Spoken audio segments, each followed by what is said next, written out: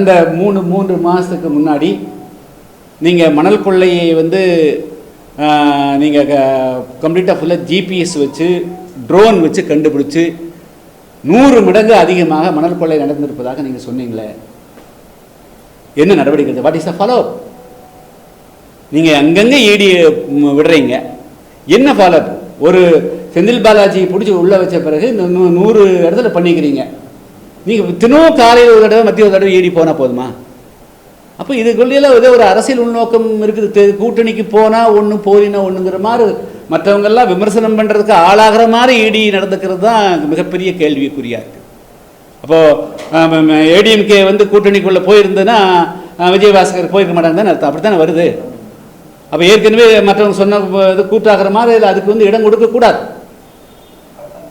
நீங்கள் என்ன ஈடி வந்து நீங்கள் வந்து என்ன தான் பண்ணிக்கிறீங்க சொல்லுங்கள்.